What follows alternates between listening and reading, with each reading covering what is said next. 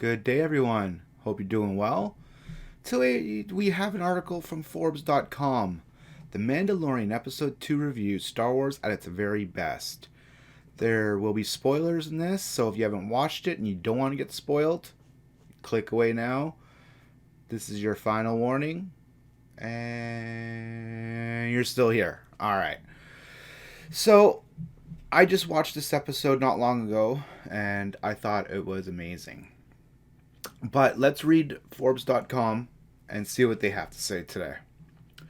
Earlier this week, Disney Plus launched the first episode of the streaming service flagship program dropped. The Mandalorian, it turned out, was truly excellent, capturing the classic Star Wars aesthetic and spirit without rehashing older stories, while also expanding the universe and lore in wildly unexpected ways. At the end of episode 1, we were shocked to discover that the target of the Mandalorian is hunting down and is actually a baby Yoda, a 50-year-old toddler from the same mysterious species that Yoda hails from. It's a great surprise, and surprising in itself that the big reveal was never spoiled beforehand. In today's episode, Mando, I'm calling him this now, thanks to Quill, Nick Nolte's character, picks up where we left off, taking the baby back to his ship. Along the way, he's ambushed by more of the aliens he fought last week, but he dispatches them fairly quickly. The real obstacle to leaving the planet comes in yet another familiar form, Jawas.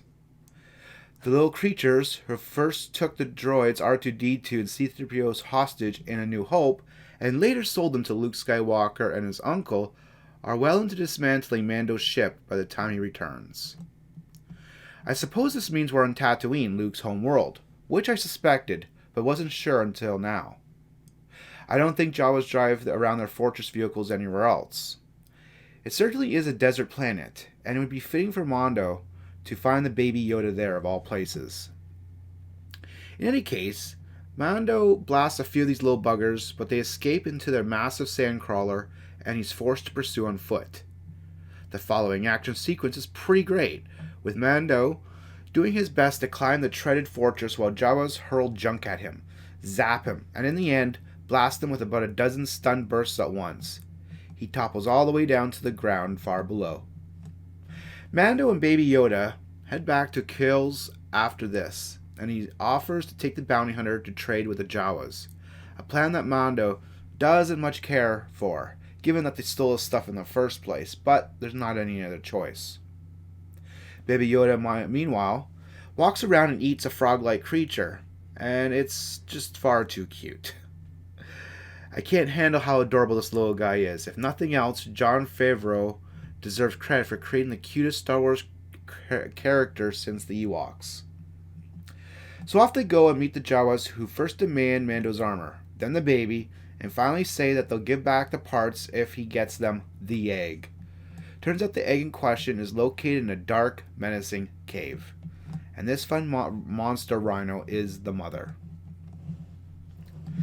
I'm pretty sure Mando spends as much time flat on his back on the dirt as in the mud as he does standing in this episode. The alien rhino is fast and strong, and Mando's rifle jams up. He just barely scrapes by, and at one point has to use the floating cradle's remote control to zip Baby Yoda out of the creature's path. But it's the baby who saves the day. We saw him earlier in the episode very nearly use the Force. When Mando is patching up his armor and tending to his wounds before the Jawa encounter, the baby keeps getting out of his cradle and coming up to Mando and raising his hand up like he's trying to heal him, but Mando keeps picking him up and putting him back. This time, Baby Yoda raises his hand and uses the Force to stop the beast in its tracks before lifting him up into the air. It's an incredible show of power, though he could only hold it for a few moments before passing out from the effort. Still, it shows just how powerful the species must be with the Force, that even an infant can use it so adeptly. Mando kills the rhino and retrieves the egg, which looks like it's covered in a mop strands, and brings it to the Jawas, who quickly proceeds to devour the yolk inside. Mando shakes his head in disgust. He and Quill spend the night putting his ship back together and then say their farewells. I'm glad we got one more episode with Quill, because he's such a great new character, and Nolte is just perfect for the role. I'm not sure we'll get to see him again. This was another terrific episode.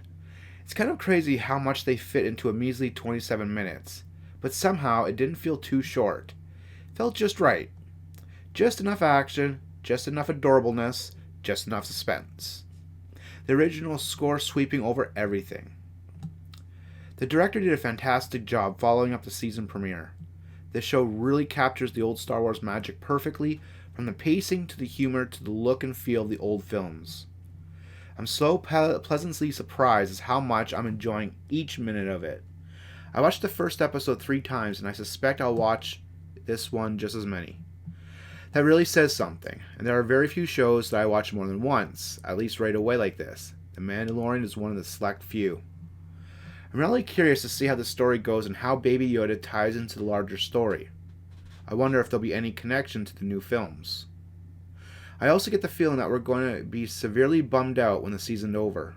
It's only 8 episodes, and if they're all short like this, well, that's not nearly enough time spent with such delightful characters. So what do you think about episode 2? Do you like it? Do you think Baby Yoda looks like Gizmo from Gremlins? I think he does. I mean, I always kind of thought Yoda did too, but this little Baby Yoda looks just almost like Gizmo from Gremlins. I think it's so cute. So what do you guys think? Have you watched it? Have you been enjoying The Mandalorian? Let me know your thoughts in the comment section below. And as always, take care, and thanks for watching.